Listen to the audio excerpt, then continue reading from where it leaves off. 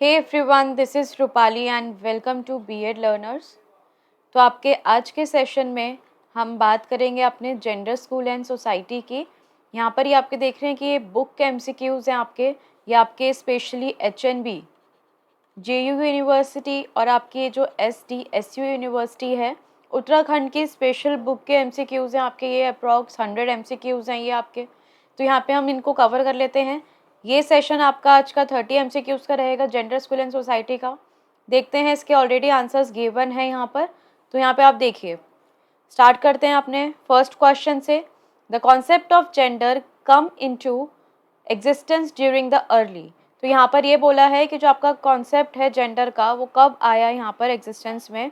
तो यहाँ पे आपको ईयर बताना है 1950, 1970, आपका बोथ ए एंड बी या फिर आपका नन ऑफ दीज। तो उसका जो करेक्ट आंसर है आप लोगों का वो है 1970 के अंदर आपका जेंडर का जो कॉन्सेप्ट था वो आया था। Question number second, sex refers to the physiological differences found among male and. तो देखिए, तो इजी क्वेश्चन है आपका। तो देखिए, आपका जो sex refers to physiological differences होते हैं वो किसके बीच में होते हैं? आपके मेल एंड फीमेल के बीच में। तो करेक्ट आंसर यहाँ पर क्या हो गया? B option. Next, human sexuality refers to people's sexual interest in an attraction to. अब यहाँ पर पूछा है कि जो ह्यूमन सेक्सुअलिटी होती है वो क्या रेफर करती है उससे? People sexual interest in an attraction to others. तो यहाँ पे क्या हो जाएगा? जब आपका कोई एक जना यहाँ पर, जैसे कोई एक परसेंट है, इसकी अट्रैक्शन आपका दूसरे पीपल की तरफ जाती है, दूसरों की तरफ जाती है, तो उसे ही बोला जाता है यहाँ पर पीपल सेक्सुअल इंटरेस्ट। तो करेक्ट ऑप्शन क्या है इसका? A option. Next, the term empowerment refers to measures designed to increase the degree of. आपके जो ये टर्म है एम्पावरमेंट, जो हमने अभी लास्ट सेशन में कवर किया ये टर्म अपना, तो ये जो टर्म है आपका एम्पावरमेंट वो क्या रेफर करता है? Measures design to increase in the degree of. किस चीज़ की डिग्री को वो इंक्रीज करता है? ऑटोनॉमी की, स्वायत्ता की, या आपकी यूनिवर्सिटी की, या दोनों ही? तो उसका करेक्ट ऑप्शन क्या है आपका? ऑटोनॉमी की, A option. Next, region have spatial. तो यहाँ पर ये पूछा है जो रीजन होते हैं आपके उनका ये have spatial physical extend locate या नन ऑफ दीज। देखिए, तो बेसिक क्वेश्चंस हैं आपके यहाँ पर। Question number 6, our aim of education has been the. तो यहाँ पर ये पूछा गया है एजुकेशन का एम क्या है आपका? मैन मेकिंग या करेक्टर मेकिंग या दोनों ही? तो देखिए, आपका एजुकेशन का मतलब या एम क्या होता है, उसका स्पेसिफिक गोल कि आपका करेक्टर भी बिल्ड करना और एक इंसान को भी उसको पूरे सही रास्ते पे दिखाना, डायरेक्शन दिखाना, उसको पूरी मॉरल वैल्यूज उसके अंदर लाना। तो करेक्ट ऑप्शन क्या है इसका? C option. Question number 7, national policy of education has shifted the aim of education curriculum to. इसके अंदर पूछा है जो आपकी नेशनल पॉलिसी है एजुकेशन की, उसका जो एम है वो शिफ्ट हो गया to the aim of education curriculum to. Career making, money making, या दोनों ही, या नन ऑफ दीज? देखिए, ना तो मनी मेकिंग होता है आपका एनसीएफ का एम, ना ही आपका करियर मेकिंग होता है। तो यहाँ पे करेक्ट आंसर क्या हो जाएगा? डी ऑप्शन आपका। Question number 8, level of growth human personality of knowledge is the.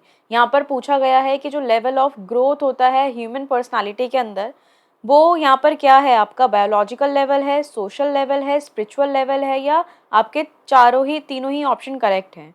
देखिए, आपका level of growth human personality of knowledge is the, ये आपका सोशल लेवल भी आता है, स्पिरिचुअल में भी आ जाएगा आपका ये, और बायोलॉजिकल में भी।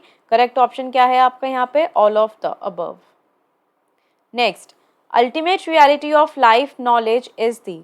Ultimate reality of life knowledge वो क्या होता है? Goodness, beauty, truth. देखिए, तीनों ही ये आपके पॉजिटिव फैक्टर्स हैं आपके। तो ये सब किससे चला जाएगा आपका? डी ऑप्शन से, ऑल ऑफ द अबव से। नेक्स्ट देखेंगे अपना, save education movement was against the. यहाँ पर बोला गया है सेव एजुकेशन मूवमेंट, ये किसके अगेंस्ट था आपका? Kothari commission, national policy of education, Mudaliar commission, या राधा कृष्ण कमीशन? तो सेव एजुकेशन मूवमेंट आपका वॉज अगेंस्ट द आपका राधा कृष्ण मूवमेंट के अगेंस्ट था। तो यहाँ पे डी ऑप्शन आप ले लीजिए। नेक्स्ट देखते हैं क्वेश्चन नंबर 11 अपना, democratic value of education is the. आपकी पूछी गई है डेमोक्रेटिक वैल्यू क्या है एजुकेशन की? आपका लिबर्टी, जैसे हम फ्रीडम जिसे हम बोलते हैं, इक्वालिटी, फ्रेटर्निटी या ऑल ऑफ द अबव। देखिए आपका डेमोक्रेटिक वैल्यू क्या है, ये तीनों ही इंक्लूड होती हैं आपके डेमोक्रेटिक वैल्यू ऑफ एजुकेशन के अंदर, तो correct option D. Next, humanism is anchored by the philosophy of, जो आपका ह्यूमैनिज्म है वो कौन सी फिलॉसफी से एंकरेज्ड होता है आपका, आइडियलिज्म, प्रेगमैटिज्म, नेचुरलिज्म या आपका रियलिज्म। तो इसका जो आपका ये एक आपने पढ़ा होगा वेदांता स्कूल के अंदर, तो ह्यूमैनिज्म वो किस कौन से फिलॉसफी से यहाँ पर जाता है, तो वो नेचुरलिज्म से जाता है, करेक्ट ऑप्शन सी। नेक्स्ट है आपका यहाँ पर educative process tendency according to humanism is the. अब यहाँ पे एजुकेटिव प्रोसेस पूछा है आपका अकॉर्डिंग टू ह्यूमैनिज्म, तो वो कौन सी अप्रोच के अंदर जाएगा, साइकोलॉजिकल, सोशोलॉजिकल, इक्लेक्टिक अप्रोच या नन ऑफ द अबव। तो यहाँ पर आपने education process tendency according to humanism, देखिए ह्यूमैनिज्म में आपने eclectic approach guidance and counselling में पढ़ा होगा, ऐसे ही आपकी एजुकेटिव अप्रोचेस भी होती हैं, तो उसका यहाँ पर आंसर है आपका C option. Next, Indian humanist is the, अब यहाँ पर इंडियन ह्यूमैनिस्ट पूछा है, जैसे कि हमने अभी 3 मूवमेंट्स करी थी अपनी, राधा कृष्ण मिशन किया था अपना, ब्रह्म आर्य समाज किया था यहाँ पर अपना, और आर्य समाज भी किया था, ब्रह्म समाज भी कर लिया था। तो उसके अंदर मैंने आपको ये इंडियन ह्यूमैनिस्ट पे कौन सी मिशन बेस्ड था आपका, तो उसके अंदर वो कौन थे, राधा कृष्ण थे, जिन्होंने हमने जो भी पढ़ा था, तो उसका करेक्ट आंसर है आप लोगों का C option. Humanism as emphasized in education, यहाँ पर साइंटिफिक एजुकेशन पर, टेक्नोलॉजिकल एजुकेशन पर, डेमोक्रेटिक वैल्यूज़ पर या all of the above.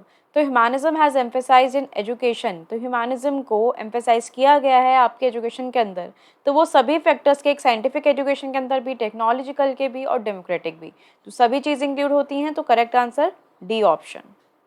Next, which is the first step in system analysis, आपका पूछा गया है पहला स्टेप कौन सा है आपका सिस्टम एनालिसिस के अंदर, review, formulation of objective, analysis of data या फिर आपका कलेक्शन ऑफ डेटा। तो देखिए आपका जो आपका एनालिसिस सिस्टम है उसके अंदर पहला स्टेप क्या होगा कि आप अपने पहले ऑब्जेक्टिव्स को फॉर्म करो, फिर आप अपना यहाँ पर कलेक्शन करो डेटा को, और उसको एनालाइज करने के बाद रिव्यू वगैरह करो, तो यहाँ पे करेक्ट ऑप्शन है आपका बी चला जाएगा। सबसे पहले आप ऑब्जेक्टिव फॉर्मुलेट करते हो कि आपको करना क्या है यहाँ पर। Next, what should be formative assessment ensure, formative assessment क्या इंश्योर करता है आपको, ऑब्जेक्टिविटी, क्रेडिबिलिटी, रिलेवेंस या ऑल ऑफ द अबव। तो देखिए आपका फॉर्मेटिव असेसमेंट क्या होता है, क्रेडिबिलिटी भी करता है, ऑब्जेक्टिविटी भी करता है, और फॉर्मेटिव असेसमेंट आपका ये डेली और कॉन्टिन्यूस बेसिस पर होता है आपका, तो रिलेवेंट भी रहता है आपका ये, तो यहाँ पे करेक्ट ऑप्शन क्या हो जाएगा आपका ये D option. Next, what are the points of informative assessment and summative assessment, तो यहाँ पर ये पॉइंट्स पूछे गए हैं, कौन कौन से points, objectives, test, level of generalization and all of the above. देखिए दोनों के अंदर ही पॉइंट्स पूछे गए हैं, तो ऑब्जेक्टिव्स तो होते ही होते हैं, आप समेटिव के अंदर उसको टेस्ट करते हो बच्चों की overall at the end.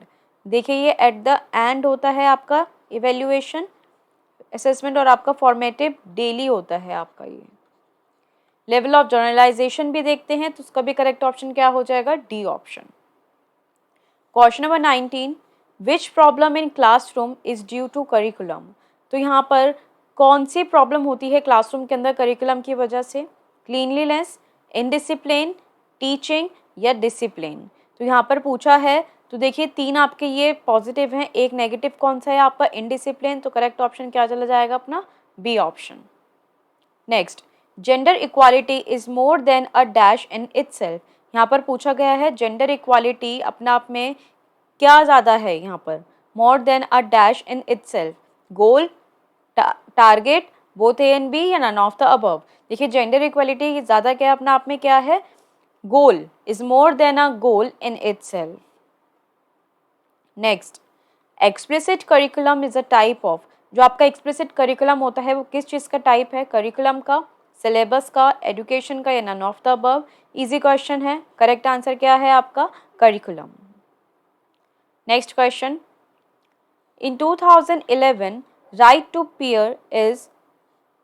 P is called by the, अब यहाँ पर क्या बोला गया है, तो 2011 के अंदर right to P is called by the computer, media, both A and B या फिर all of the above, correct answer है B.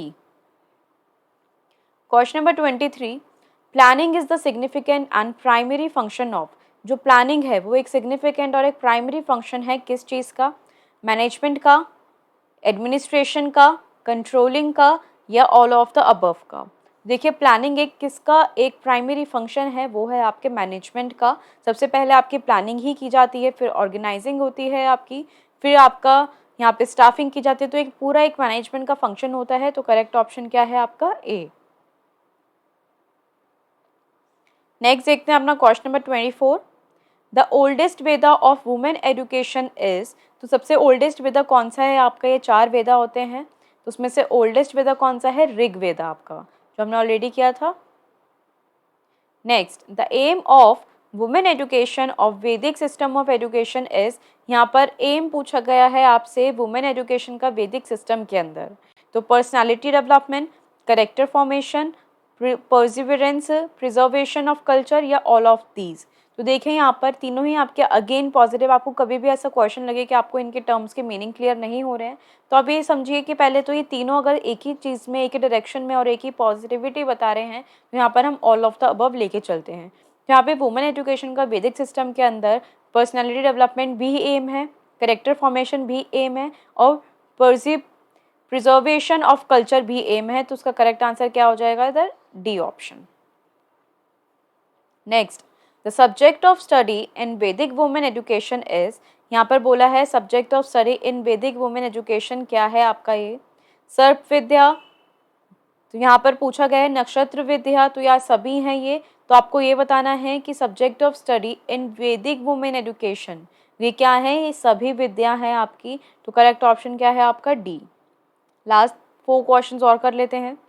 The aspect of education system of women education, यहाँ पर एस्पेक्ट पूछा गया है आपसे वुमेन एजुकेशन का, यहाँ पर मेथड, करिकुलम, सोशल सिस्टम, या ऑल ऑफ द अबव? देखिए एस्पेक्ट पूछे गए हैं आप लोगों से education system of women education के, तो एजुकेशन सिस्टम के आपको एस्पेक्ट बताने हैं। तो यहाँ पर देखिए उसके अंदर मेथड्स भी होते हैं, टीचिंग मेथड्स आपके, करिकुलम भी होता है, सोशल सिस्टम को भी इंक्लूड करते हैं। तो अगेन इसका करेक्ट आंसर क्या हो जाएगा? D option. Main elements of education पूछा गया है, curriculum, प्यूपिल, teacher, all of these? तो अगेन ये क्वेश्चन कर चुके हैं, करेक्ट ऑप्शन है डी। करिकुलम भी होता है, टीचर भी होते हैं, प्यूपिल भी लेते हैं, जिसे हम यहाँ पर लर्नर लिख सकते हैं, and all of the above सभी होते हैं। नेक्स्ट है एजुकेशन का मतलब क्या होता है? प्रोसेस ऑफ डेवलपमेंट, प्रिपरेशन और training teachers, independent field of study of discipline, या ऑल ऑफ द अबव? तो देखिए आपका एजुकेशन का मतलब क्या होता है कि आपके अंदर विकास कराना, टीचर्स को भी ट्रेन करना, यहाँ पर independent field of study and discipline होता है, और करेक्ट आंसर क्या हो जाएगा आपका इसका भी? D option. Last question, the foundation of education is the, यहाँ पर आपसे पूछा है फाउंडेशन ऑफ एजुकेशन क्या है आपका? फिलॉसफी, साइकोलॉजी, सोशोलॉजी, या ऑल ऑफ द अबव? तो फाउंडेशन ऑफ एजुकेशन क्या है? सभी चीज़ें यहाँ पर, साइकोलॉजी भी इंक्लूड होता है, फिलॉसफी भी एंड सोशोलॉजी भी, तो सभी चीज़ इसके अंदर इंक्लूड की जाती हैं। लास्ट आप देख लीजिए, द सोर्स ऑफ एजुकेशन क्या है? सोसाइटी, होम स्कूल, स्टेट, या ऑल ऑफ द अबव? तो किन किन सोर्सेज से आपको एजुकेशन मिलती है? तो ये सभी सोर्सेज से आपको एजुकेशन मिलती है यहाँ पर। करेक्ट आंसर यहाँ पर डी ऑप्शन। तो चलिए आपके 30 क्वेश्चन से जेंडर स्कूल एंड सोसाइटी के आपने देखे यहाँ पर। इससे आगे आपको एक बार और सेशन चाहिए तो आप मुझे एक बार कमेंट्स में बताइएगा, और अगर आपकी प्रिपरेशन ऑलमोस्ट हो चुकी है तो अपनी बुक से एक बार रीड आउट ज़रूर कर लीजिएगा। Thank you so much.